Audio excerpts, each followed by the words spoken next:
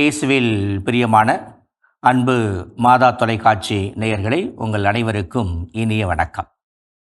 இன்றைய நற்செய்தி நாம் கிறிஸ்துவோடு இணைந்து பயணிப்பதற்கு அழைப்பு விடுக்கிறது. கிறிஸ்து தன்னை பற்றி தன்னுடைய திருத்தூதர்களுக்கு மிக தெளிவாக சான்று பகிர்கின்றார். நானும் தந்தையும் ஒன்றே. தந்தை என்னுள் இருக்கிறார், நான் தந்தையினுள் இருக்கிறேன். தந்தை என்ன விரும்புகிறாரோ அதை நான் செயல்படுத்துகிறேன் என்று ஆண்டவர் இயேசு மிக அழகாக தனது தந்தையோடு கொண்டிருக்கின்ற உறவை வெளிப்படுத்துகிறார். நான் தந்தையின் விருப்பத்தை செயல்படுத்துவது போல நீங்களும் தந்தையின் விருப்பத்தை செயல்படுத்த வேண்டும் என்று நமக்கு அழைப்பு விடுக்கிறார். அதுவே நமக்கு தரப்படுகின்ற திருமுழுக்காக இருக்கிறது.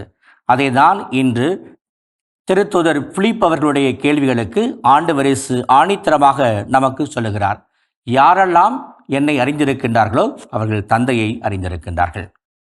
ஆகவே தந்தை வேற, கிறிஸ்து வேறு அல்ல, மாறாக இருவரும் ஒருவரே என்பதை நம் தலைவர் கிறிஸ்து நமக்கு தெளிவுபடுத்துகிறார். நாம் இறைவனை தேடி நாம் செல்லுகின்றோம். பல்வேறு திருத்தலங்களுக்கு திருப்பயணங்களாக மேற்கொள்கின்றோம். இத்தகைய பயணங்களில் நம்முடைய தேடலில் வெறுமனே நமது ஜெபங்களாக மட்டுமல்லாமல், நமது தேவைகளை மட்டும் நிறைவேற்றிக் கொள்வதாக மட்டுமல்லாமல், மாறாக நமது வாழ்வியல் பண்புகளை மாற்றிக்கொள்வதாக இருக்க வேண்டும். ஆண்டவர் இயேசு பகலெல்லாம் மக்களோடு பயணித்தார், இரவெல்லாம் தந்தையோடு இருந்தார். அடர்ந்த காட்டுப்பகுதிகளில், மலைப்பகுதிகளில் அவர் எப்பொழுதுமே தந்தையோடு நெருக்கமான உறவை கொண்டிருந்தார். அந்த உறவுதான் அவருக்கு நற்செய்தி பணிவாழ்வில் வலிமையை ஊட்டியது. அந்த வாழ்வுதான் நமக்கு இன்றும் விண்ணக ஆசிரை நிறைவாக பெற்றுக் கொடுக்கிறது என்பதை நாம் மறக்க வேண்டாம் அன்புக்குரியவர்களே.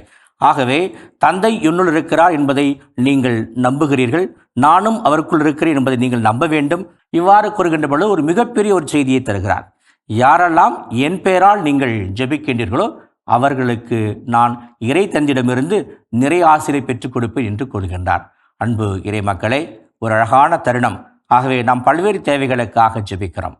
நம்முடைய நாட்டு தேவைகளுக்காக, பல்வேறு நம்முடைய உள்ள தேவைகளுக்காக, நம்முடைய தனிப்பட்ட தேவைகளுக்காக ஜெபிக்கிறோம். அதை கிறிஸ்துநாதரிடம் எடுத்து வைப்போம். அவர் தருகின்ற நம்பிக்கை எப்பொழுது நமக்கு வலிமை தருகிறது என்பதை நாம் மறக்க வேண்டாம்.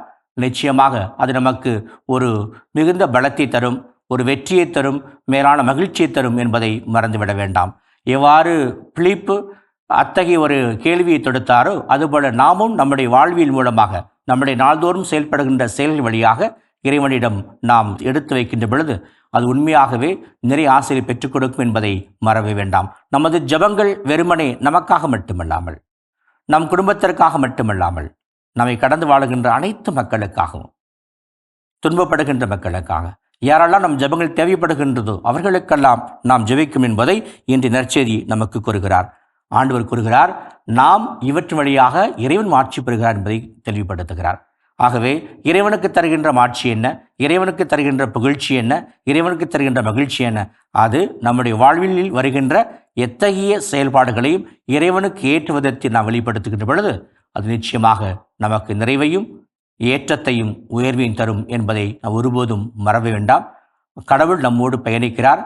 அவர் வெறுமனே தந்தையாக மட்டுமல்ல, அவர் மகனாக மட்டுமல்ல, தூய் ஆவியாராகிய அந்த தேற்றவாளரை நமக்கு அனுப்புகிறார். அந்த தேற்றவாளர் ஆவியானவர் நமக்குள் இருக்கிறார். அவர் நம்மை ஒரு வழி நடத்துகின்றார், உண்மையை நோக்கி வழி நடத்துகின்றார், உறவை நோக்கி வழி நடத்துகின்றார், இயேசுனுடைய தூய பாதையை நோக்கி வழி நடத்துகின்றார். ஆகவே நற்செய்தியின் பாதையில் நாம் தெளிவுடன் உருக்கமுடன் பயணிப்போம். நிச்சயமாக நமக்குள் இருக்கின்ற ஆண்டவரின் ஆவி நம்மை என்றும் மகிழ்ச்சியின் பாதைக்கு அழைத்துச் செல்லட்டும். ஆமென். இயேசுவுக்கே புகழ், இயேசுவுக்கே நன்றி. மரியே வாழ்க.